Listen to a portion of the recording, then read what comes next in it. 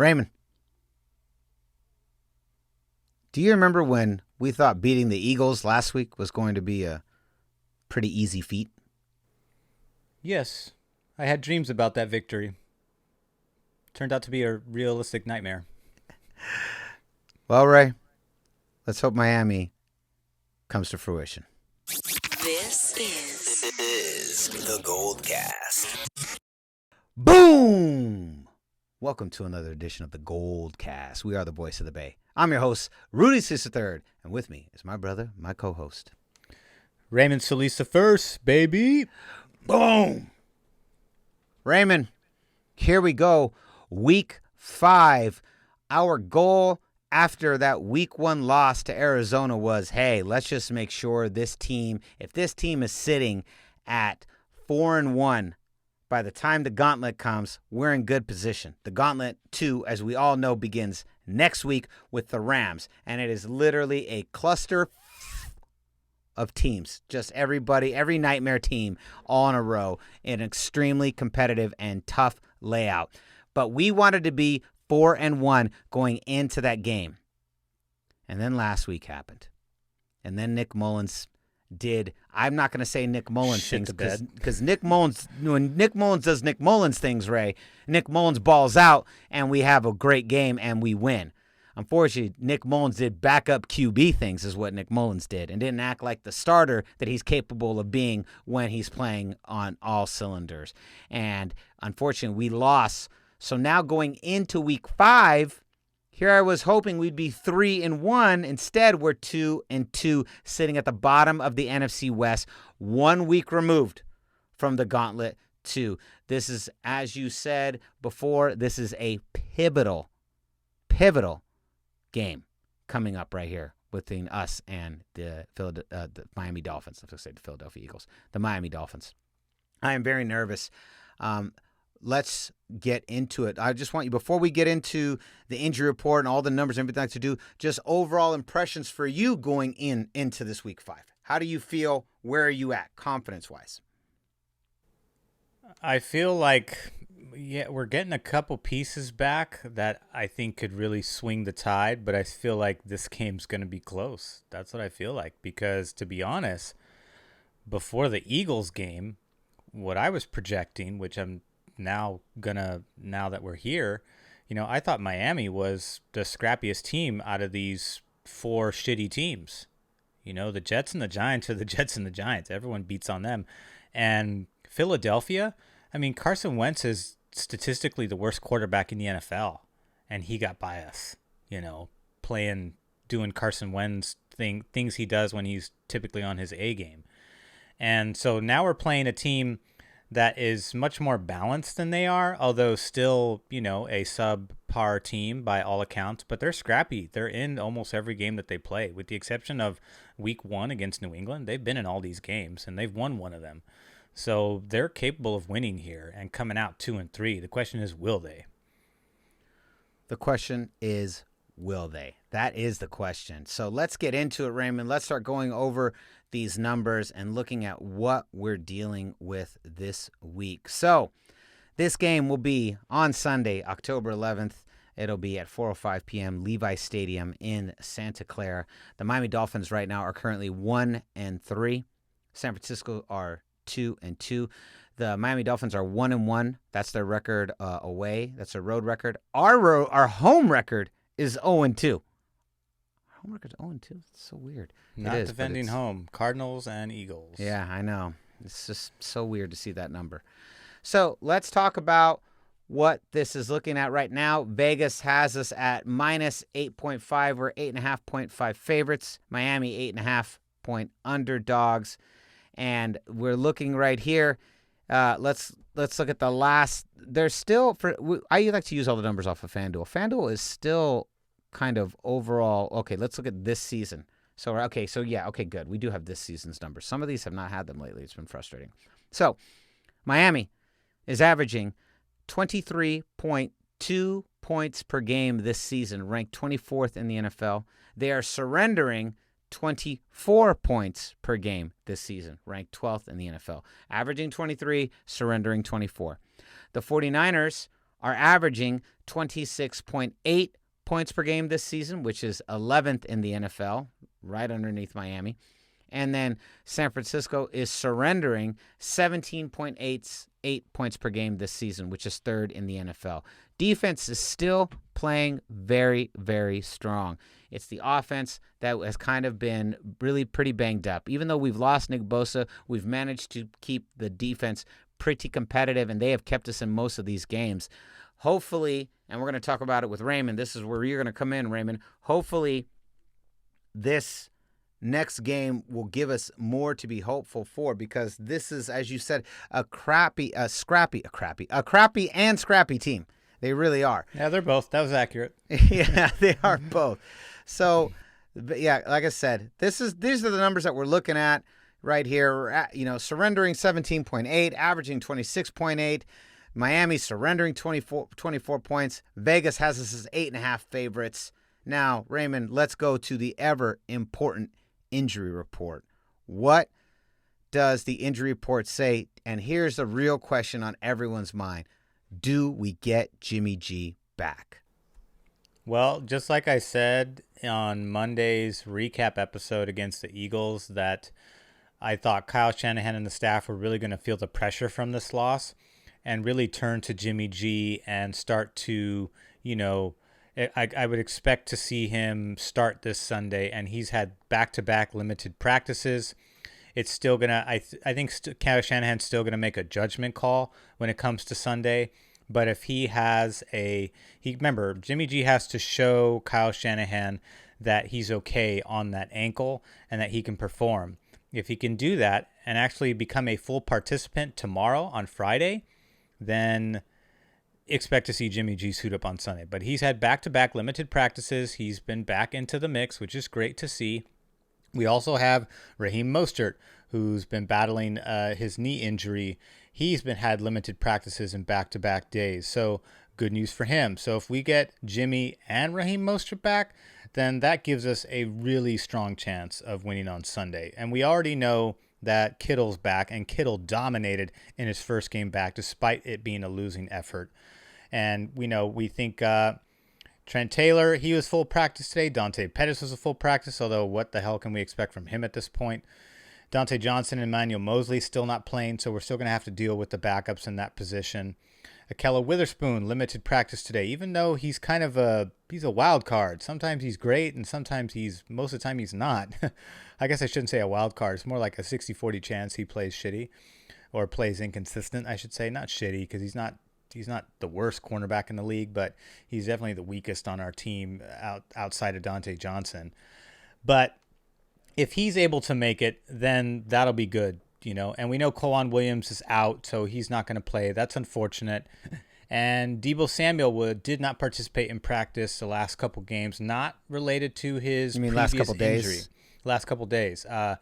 And also didn't play the last couple games. But he did not practice, but that's because of an illness. So key word there, an illness. So once he gets over the illness, he'll probably be a full participant tomorrow, I imagine, and he'll be ready to go on Sunday. So again, Deebo, Kittle, Mostert, Jimmy, if all of them are able to play on Sunday, then Miami's going to have a lot of trouble stopping us, particularly in the running game. And once that gets going, because Jerick McKinnon has been absolute nails, scored touchdown in every single game this season. He's been amazing. So he's definitely in line for comeback player of the year up to this point. In my opinion, I think there's some other candidates to consider too. I would say Aldon Smith is on that list, although he's not coming back from an injury, but he's coming back after 5 years and still playing like dynamite, at least in some of the games I saw him playing. That's sad to see. I'm happy for him. I'm happy for him. I'm sad for us. And we gave him so many chances to come back. Dallas's defense is garbage too, but Aldon Smith is getting sacks. He had like 3 sacks in one game. I mean, obviously you're going to have to go to, How About Them Boys podcast to really, How About That Cast to really get the info about them. But just a real quick on the ranch cast or the Cattleman cast. Yeah, the Cattleman cast, Six Shooters cast, Yeah. How, Raymond, explain to me, how is Aldon Smith able to be gone for 5 years and then is able to come back and do what he's doing? This is crazy. Well, I think it's a testament to the fact that not only Justin Smith was not just a complimentary piece. Aldon Smith was also an athletic phenom, and he still is. That's all that proves. I mean, Justin Smith was just an icing on the cake because those two were just so dominant on the edges, especially the way Justin Smith would eat up blockers and Aldon Smith would just feast. But Aldon Smith so far, he's feasting pretty good for a guy who's missed 5 years. And he's just an athletic phenomenon. He's just amazing. So kudos to him. I think he's in life. If he keeps this up all year long and stays healthy and stays out of trouble, he could get comeback player of the year. But if Jerick McKinnon does the same thing, pretty sure he's going to get it considering the significance of his injury and the fact that he missed 2 years because of it. So he's amazing. And we know that with Jerick, so in my opinion, based on what we've seen of Jerick McKinnon up to this point, he has solidified his position as, at the very least, minimum number 2 back, meaning the Tevin Coleman role. Tevin Coleman will move to 3rd position. Tevin Coleman's not even going to play this week. So it's by default, he's in number 2 position. Raheem Mostert is the lead back. We know that he's the more dynamic back of the two, although Jerick McKinnon is a far better receiving back than Raheem Mostert, although Raheem Mostert can catch too. But I think that Raheem Mostert is a bit more explosive. He's a bit faster. And he can read running lanes just a smidge better than Jerick McKinnon. But Jerick McKinnon has made some great reads coming out of the backfield too. He's got great vision. He's got great running back vision. We saw him make that cutback in the Eagles game and get a huge yardage on that one play. And we saw him catch some balls too. So both of these guys are going to be involved. I expect, even though McKinnon's, his touches are going to come down with the return of Raheem Mostert, but he's still going to be involved in the passing game. So even though he's not going to get as many touches on the ground, I still think he's going to get the same amount of looks through the air. And of course, it's going to be spread around just because Kittle's back, Debo's back, Brandon Ayuk is playing well. So Kyle Shanahan has a quality problem, which is who the hell do you give the ball to? Because whoever ends up with the ball is a dynamic player, which makes this one of the most dynamic offenses in the NFL when fully healthy. And so that's what the potential is that we're facing this Sunday. If all of those guys can be on the field at the same time together, even with that line that's not playing very well right now, they can do some serious damage to this Miami defense, because the problem with this Miami defense is they get gashed. They get gashed against the run, they get gashed against the pass, and they're not. And where they excel is offensively. Ryan Fitzpatrick, even though he's been mostly inconsistent most of his career, when he was drafted by the Buffalo Bills, he's found resurgence. He played well for the Jets and had the 31 touchdowns, 15 picks, and wanted to get paid really well and help that team compete for a playoff spot, and then ended up going to Miami, and now he's a starter here in Miami, and he's doing, he earned the name FitzMagic for a reason, because he's got some moxie, he's a bit scrappy, he's good on the ground, and when he's focused, he's pretty accurate with the football, and he's got some decent weapons over there in Miami. You got Myles Gaskin, who's doing pretty good as a running back. To me, the offense it's running through 3 positions. Obviously, Ryan Fitzpatrick at the quarterback position. But the 2 big pieces that the Niners defense is really going to have to focus on is Myles Gaskin and Devontae Parker. Those are really the 2 pieces that we have to take out of the equation defensively in order to slow down this team, because we really want to take the running game away from Ryan Fitzpatrick and force him to air it out, because we want them to be playing from behind, and it's going to be hard to do that all game long. And, they got some other weapons. There's Mike Gesicki, the tight end, who exploded against, what was it? That was in week 2, I believe. He put up like 35 fantasy points. It was a really good performance by him. But, the fact is I like how you rank them based on their fantasy points. That's great. Yeah. We do mix up a little bit of fantasy here in the GoldCast. But Mike Gesicki's actually on my team, although I haven't used him because I have Travis Kelce. But against Buffalo, a division rival who actually struggles against tight end play, he just torched them and shredded them up and ended up scoring, like I said, 35 points. He hasn't done much since then. He did score a touchdown in the next game, and I don't think he's really going to do much against this team, because the Niners, just like Seattle, we actually do really well against tight ends. Tight ends do not have a lot of success against this 49ers defense, and I expect the same thing to happen here. Even though Kawon Williams is not out, you're still going to have to Fred Warner to deal with in coverage. So that'll be a fun matchup to watch, but I really expect Fred Warner to have the upper hand there, although Mike Gesicki is a very athletic player. But again, this is a team that does very good in tight end coverage and really eliminating that play. So that's just one less weapon that I expect Miami to deal with here. And actually, speaking of Miami, as far as health is concerned, not too much coming out of them. I mean, they've got some injuries, but Clayton Kershaw for the Dodgers? No. Although that'd be great. He was a full participant this week. Kevin Frazier, a safety. He was a full participant. Xavier Howard. He was a full participant. Austin Jackson, a tackle. He did not practice both games. Byron Jones, full participant. Solomon Kinley, a guard, full practice. Shaq Lawson, defensive end, limited practice. Devontae Parker, full practice. He will be there on Sunday. Jerm Smythe, tight end, did not practice. No big deal. Mike Gesicki is going to be the guy there. And then Malcolm Perry, a running back, wide receiver combo. He was also dealing with some sicknesses this week and did not participate. He'll probably play on Sunday. Again, not a big puzzle to this piece.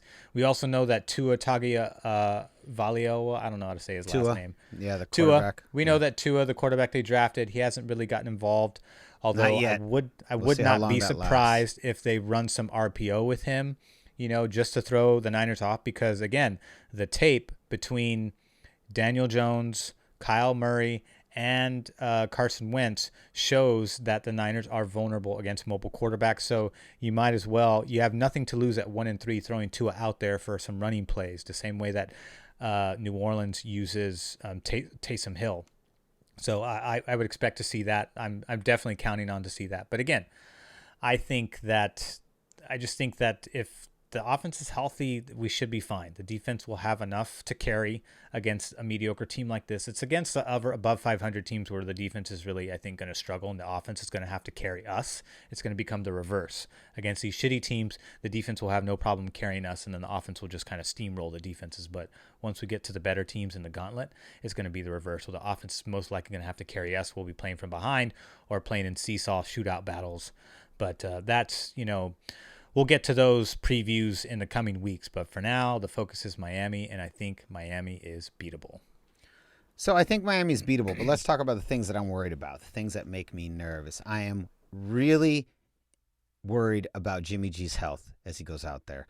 I'm sure he's going to say he's fine and that he's going to believe that he's capable of playing. I am nervous. I am nervous because that offensive line did not look good. They looked great 2 weeks ago against the Giants. They really buckled down after Jimmy got hurt. But then last week against the Philadelphia Eagles, I mean, they were making them look at sometimes like the 85 Bears out there. And so I'm nervous about this offensive line.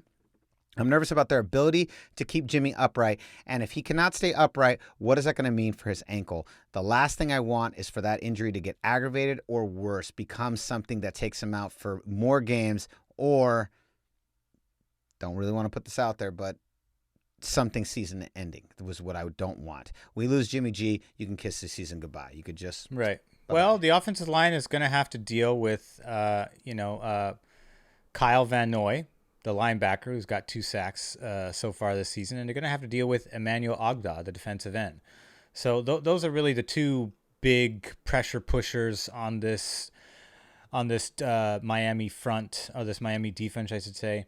Other guys have contributed sacks too, but when you look at the sack sheets, the stat sheets, Kyle Van Noy and Emmanuel Ogba are really the anchors that are doing a great deal of the damage, not only in yards, the yards, but also TFLs. They're getting in the backfield and slowing down running games out there. But again, this is a team that, if they're not giving up 21 points a game, they're giving up 30 plus points a game, and they're going up against, one of the more high-powered scoring offenses in the NFL. Last week, of course, was a fluke. I don't know I guess that's a trap game or just a fact of I don't. Well, I wouldn't call it a trap game. I wouldn't call it a trap game because the injuries are just too overwhelming, and obviously we couldn't overcome that. I believe that's what it really came down to, was just injuries and just not executing. The people who were there just and didn't execute. The offensive line just really pissed me off last week. But you have a legitimate concern.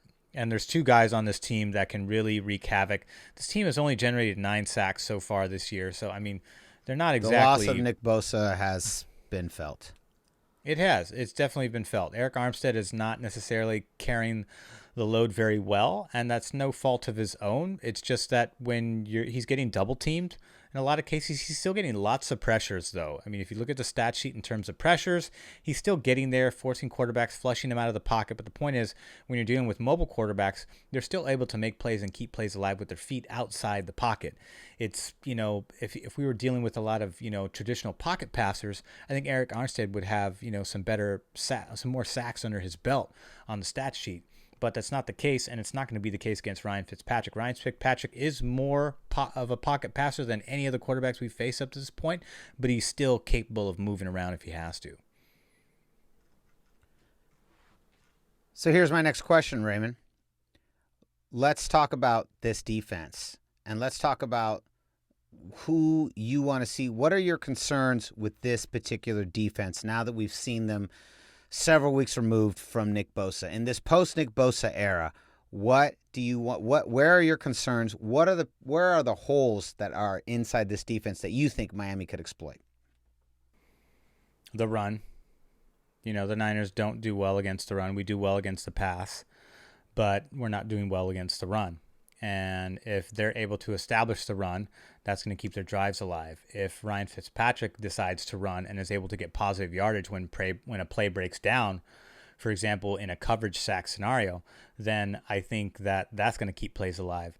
He's not the formidable runner that a Carson Wentz or a Kyler Murray or even a Daniel Jones is, but or even Sam Darnold for that matter. But he can run a little bit. I just don't think, to me, he's not the big running threat. If they put Tua in there and start to mix it up with some RPO or Wildcat, then yeah, I think that can give us trouble. And if I was the coach, I would certainly run that stuff to you just mix things up, keep the defense honest, and give us a chance to win. Because it doesn't matter how you get that first down as long as you just get that first down. Especially if the defense is able to take out weapons like Devontae Parker and Mike Gesicki, and forcing Fitzpatrick to just not go to his usual weapons. So he's going to have to spread the ball around and against players that are not all that great in terms of his options. So that's going to leave them vulnerable for turnovers, pass deflections, and sacks. So we'll just have to see how that works. But I mean, to me, the run is where we're vulnerable because we don't do well against mobile quarterbacks or the run in general. But I think this team, I don't know, I expect this team, Myles Gaskin is not necessarily lighting up the stat sheet, but, he's a serviceable back. They also have Matt Breida back there too, who knows his team very well. So you don't be surprised if we see a little bit of him. Miami hasn't used him very much so far this season, but I wouldn't be surprised if they wheel him out and give us a little taste of our own medicine in terms of Matt Breida. But Matt Breida is a fumbler. So if he does get in there, I think there's a really good chance he gives up the ball. All right, Raymond, now, this is your favorite segment of the evening. Who are the players you are going to be looking out for and that you want the GoldCast to pay attention to? Well, number one is going to be Jimmy Garoppolo. How's his footwork out of shotgun? And more importantly, how's his footwork from under center? Because under center requires more steps in the drop back process. Shotgun, a little bit more comfortable, will be a little bit easier on his ankle for him, and less time for him to get set up for throws. So, and then of course the other one too, as much as I love me some Jerick McKinnon, I really think the one to watch is also Raheem Mostert. If Raheem Mostert gets back, how does he look with his knee? Is he going to still have the explosion? Is he going to still be able, is he going to pick up right where he left off? George Kittle is the one anomaly where it's like, I don't have to worry about him getting back into the saddle and just doing George Kittle things, because he's just got that mentality, and you trust that confidence so much because he's consistent, and he backs it up every time. So that would be my two picks on offense. I like those picks. I agree with those picks. I will feel happy with Raheem Mostert if he breaks off for a 60 to 90 yard run. He just does one. Yeah, as long as he gets one of those, then we're good. That's all I need from him. Just give me one. And he's great at that. Raymond, now let's move over to defense. Who are the two you want to see step up and who you want to keep your eye on defense? Defense, gosh, Kerry Hyder's been awesome. 2.5 sacks, 3.5 TFLs. I really like what I'm seeing out of him. Eric Armstead is another one, and DJ Jones has been great. 2 sacks, 3 TFLs as well.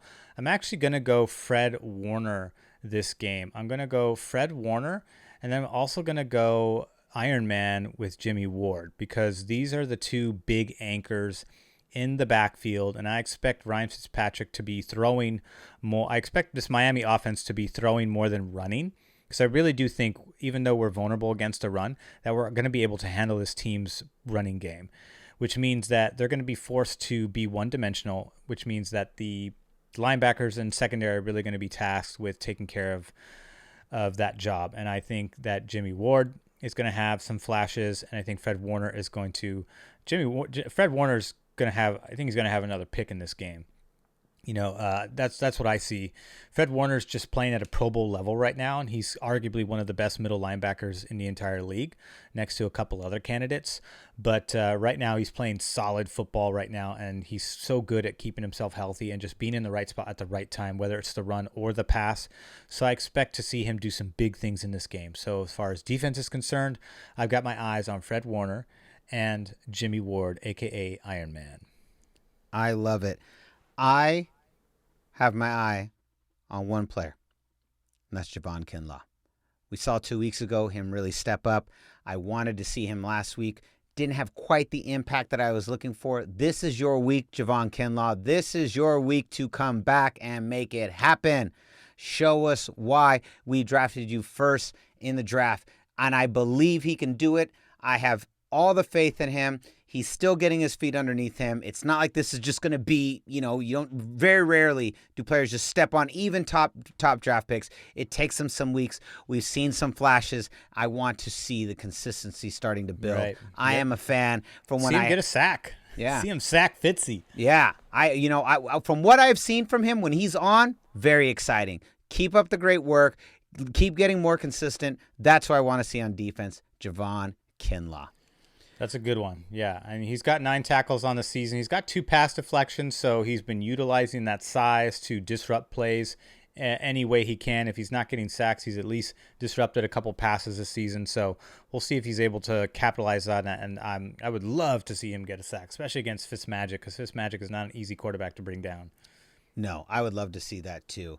All right, Raymond, final score. Vegas has us at 8.5 favorites. What do you think the final score is going to be?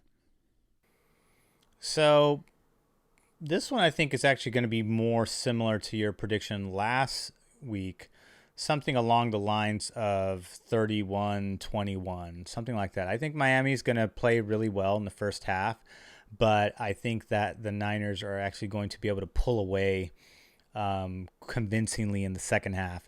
And again, this is, predicated on the assumption that Jimmy and Raheem Mostert are going to play this Sunday, along with our other weapons that have come back, Debo, Kittle, for example, too, and just complement everyone else, McKinnon and Ayuk.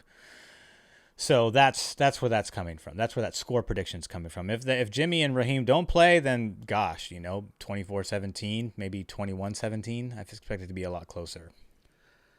So I actually am going to go on the under on this one. I expect this to be a lot closer, even with all those guys together. They're all coming off some pretty banged up weeks, some months. For some players, it's been months, and I think that this team is going to take a little while to gel. I still expect a higher scoring affair, more of a shootout, if you will. I'm going to go with 28-24. Raymond takes the over on Vegas. I take the under, and that is it. What say you, GoldCast Nation? Let us know at youtube.com/theGoldCast. Who do you think is going to win? By how many points? And who are the players to watch out for? Let us know at our YouTube channel, youtube.com/theGoldCast. And we'll be back next week to recap this game. And guess what? The return of our boy, our third host, our esteemed co-host, Candlestick Will. He is coming back. Candlestick Will. Now, see, None of you guys get that joke yet, but you'll get it when you see the video because they haven't seen the video yet. But you'll get it when you see the video. We are going to be doing a fun kind of evergreen episode. Candlestick Will wanted to do a bottle wine team. So we are going to be putting together a 49ers team comprised of players from basically the last 40 years, from the Bill Walsh era on. We're going to be comprising a team. So, for instance, maybe it's 94 Young, or maybe it's 87 Montana, or maybe it's 2012 Cap at quarterback. Who knows?